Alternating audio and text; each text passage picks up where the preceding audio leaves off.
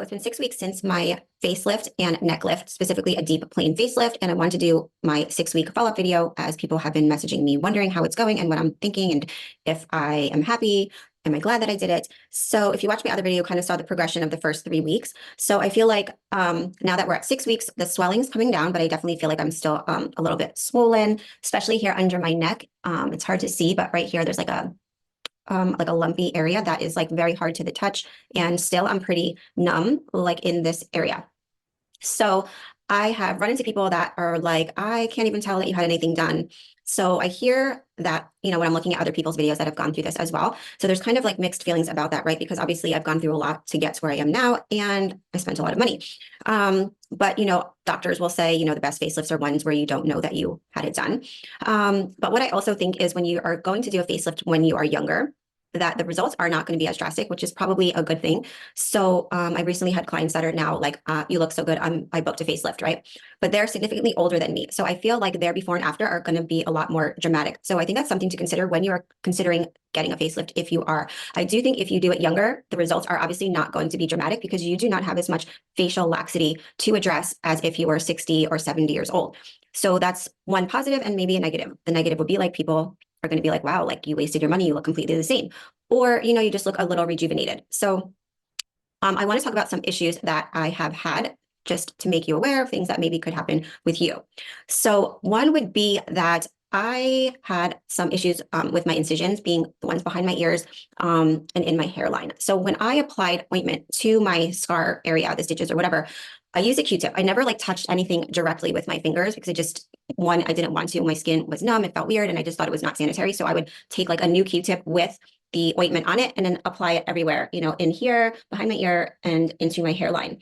So I don't know if the fact that I was doing that for such a long period of time because my stitches were in for a while, like almost a month, caused a reaction because I kept the area so moist. The nurse wasn't really sure, but I had a rash behind my ears, starting right here and then all behind my ears was completely like red and inflamed, but I had no idea because one, this is a really hard area to see, and two, there's no feeling there. So that's kind of, to me, kind of like an issue. It's not like where you're getting a tummy tuck and you can really watch the incision all the time. So that's just something, I don't know, to be aware of, or maybe have, someone monitor it for you. Like I wasn't having my husband involved in the process at all. I was just taking care of everything myself. And in hindsight, maybe I should have had, him just keep checking to make sure it was okay, because then that delays the healing process, right? So now they don't want to put anything on it for 2 weeks. It's been about 2 weeks. And it's still like, kind of itchy. I can tell now I'm looking at it all the time, right? With like a mirror and everything. So the rashes seem to go away, but it's still red and now it's kind of itchy. So that's something to consider. Another thing that happened to me, and if you maybe get laser at the same time as a facelift, I did my laser under my eyes a month prior. And when you get an aggressive laser, like an erbium laser or a CO2 laser, you need to keep that area very moist, right? So you don't have any scabbing and healing. So I was still considerably red if you look at my facelift video after the facelift where I did my laser. So it has seemed to calm down in only the past couple of days. But from what I look at other people's videos that have had these lasers, you can get red on and off for a year. Like something could trigger it and then you're red again. So what happened to me, because I was like meticulously keeping it moist. So I do facials for a living. I own a med spa. I've owned the spa for over 20 years. So I'm really into skincare. So I developed milia under my eyes, which are like little, if you've had them, like little hard, little white areas. And there's no real like clinical data as to where milia really come from, but they do think like having occlusive products. And I've seen with my clients who use very occlusive products regularly, like they do Vaseline all the time, will get milia. Okay. So this happened to another client of mine who had an upper left done, and she had developed milia on the eyelids.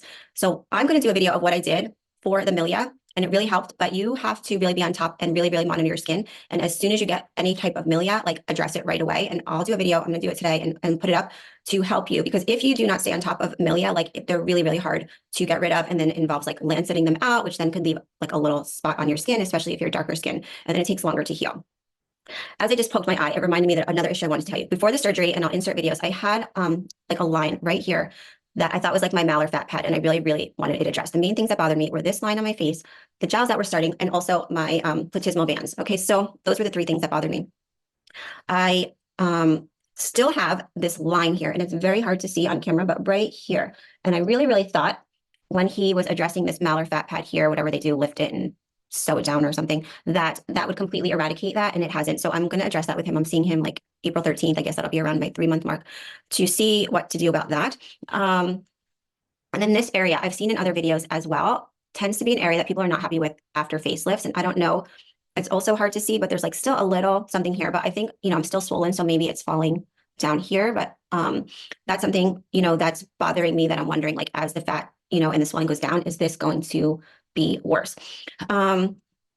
So the rash, the milia, and then acne. Okay, so I got like severe acne, and I don't know if it's because like when you get a facelift and your face is numb, for me, it was very uncomfortable to like touch my face a lot. Like I just didn't like the sensation of it. So I like avoided it for the first week and a half. And then I got a couple little breakouts. So then I have a cleanser that has like a brush on it. So I would use that. So I didn't have to directly touch my face because sensation just was weird to me. So over the course of the weeks, I continued to get these breakouts. And I don't know if it has to do with the fat transfer and like the new cells like regenerating, but it's been like a really big issue. And luckily, like I know how to combat it because I have a lot of treatments within my, you know, in my office at work. But for a regular person, if that's something that they're going to deal with, I don't know. To me, you know, it's a lot. And I still am getting like little breakouts. Luckily, they're not cystic. They're like little whiteheads. And I've been meticulous about my skincare since like about 2 weeks into the post-recovery process. So that's just something to be aware of as well. So when you get a facelift, you know, you still kind of need to get or be on top of your skincare or still get facials because, you know, they're addressing like the underlying parts of your face, but your skin still needs to look and be like super healthy. So again, if you're doing the fat transfer with it, but my breakouts have really only been in this area, and I had fat, from what I can tell, injected from here, and here were the entry points for the fat. And I'm only breaking out here. You know, the milia up here is totally related to the occlusive products from using from the laser. Okay, so am I happy with, you know, the results so far? So I would say yes. I think the results are not dramatic. And, you know, there are those areas that are still bothering me that, you know, I thought would be completely eradicated by doing a facelift earlier, and specifically this like line here in my face. But overall, like, I think it's very natural. I don't think, you know, people that don't know me are going to know. And, you know, I am happy with it. So I will continue to update you. Maybe the next video I will do will be after I speak with my doctor in another month to see his thoughts on all these issues that I've been having. But I can tell when I'm talking that sometimes see right here, these platysmal bands that were driving me freaking crazy before the surgery will pop out when I'm talking. Right here, you see it? So I don't know, like that's being like super critical, but honestly, like this is one of the reasons why I wanted to do my facelift. You see it at 49 was to like stay on top of this issue. Now I know like from other clients that have had things done that they usually will not do any what do you call it? Any touch-ups, revisions, right, for 1 year. So I also want to talk to him about that. Like if he thinks that I need more fat or something's going on here as well. And, you know, obviously I'm hoping, I don't know why this area is still so lumpy because, and puffy, and, you know, the numbness, like I get, that's fine. But I don't know, because what the nurses told me was the reason that my face was still so puffy and swollen was because of the fat transfer. And I did not, from you know, what I understand, why would I have fat injected here? But we'll see, maybe he did inject fat here and then this is still swollen as well. I noticed that my smile was crooked as well. So like, let me see. So I don't know, it's getting better, but it's still like a little lopsided and I still look like, to me, like so chipmunky. Like I'm not into that whole look, but that's another thing that I've noticed, but I don't really like smile in the mirror or smile open smiles anymore in photographs. So which is something I happened to notice the other day.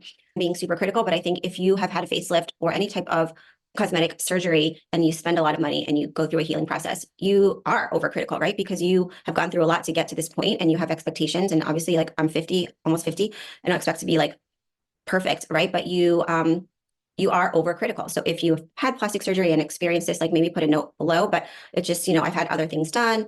You know, when I was younger, breast augmentation, and the same thing, you know, you get something done and you overanalyze, you're looking at everything from every angle, you know, to see like if you're happy and if it's worth it and if it's even and if they did a good job and would you recommend this doctor and all of that. So I want to talk about price. So some people have asked me about price and I can't remember if I talked about it in my last video, so I'll talk about it here.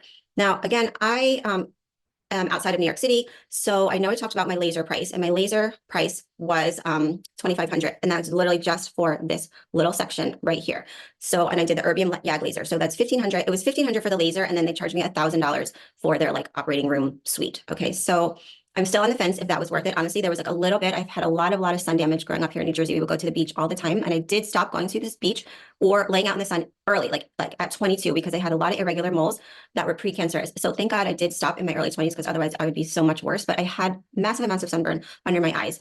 So the texture there was very bad. And I just had tried a lot of treatments at my work and over the years, and nothing was like amazing, but nothing was like a downtime treatment. So the laser was a downtime treatment. And I do see the freaking texture starting to come back, and that's super annoying. So I'm going to talk to him about that as well. But the facelift, so I did deep plane facelift, okay, and a neck lift and a fat transfer. So since I did the laser, they gave me a little bit of a discount because I did multiple things with the doctor. So it was like around 20,000, okay, and that includes the hospital fee, which like was about $3,000. Okay, so my doctor does do the facelift in the office, you know, while you're awake, but I am not the kind of person, I don't think that would do well with that. So I wanted to be completely out. And he said, if he did it in the office, I guess it's not as deep. So he can get me, he said, to like 60 to 70% of where I wanted to be. And if I was going to do this, I just wanted to do it hopefully once and be done and not have to address it again and just get it all done and be asleep. Some of my clients, and I get it, don't want to be put under anesthesia. And based on the reaction I had to my anesthesia, like I understand it's scary, but I just didn't want to be. If you saw my other video on had my silicone taken out of my lips, again, I was awake for that. And that was like 1 hour. I could not imagine being on a table and then cutting your face and you're awake and you hear everything going on, though you maybe don't feel it, but it's just not me. So you could save money is what I'm saying if you chose a doctor maybe that doesn't do it in the operating room. But again, that's contingent on where you live, because there are doctors around here that charge more than my doctor that actually do it in the office, and it was more than my procedure that was in a hospital. You know, if you message me, I'll let you know the doctor. I'm still, you know, weighing everything out. I did used to work for a plastic surgeon, and like I said, I own a med spa. So there are things that I am not happy with from a like customer service point of view that I think is really important that needs to be addressed. And I think the fact that my doctor has an office here in New Jersey and he has another office in Dallas is like a little problematic. And a lot of doctors have multiple offices nowadays. Like the one I used to work for had one in Dubai, and he has one in New Jersey, and he has one in different parts of New Jersey. But I think that's fine if they're in the same state. But when you have a pretty big procedure like I had, and you don't have access to your doctor all the time, then I'm not really like into that. And I see other doctors online that maybe FaceTime their patients more or whatever, but that's just something to consider when you're looking for a doctor and they have multiple offices. Make sure that if they're not in the office by your house, that you have complete access to them if some kind of complications come up and you're not just seeing their partner. So that's one thing that I would say that I haven't been really happy with. These are things as you go into your surgeries or contemplating surgeries that I just want to bring to your attention while they're kind of like fresh in my mind.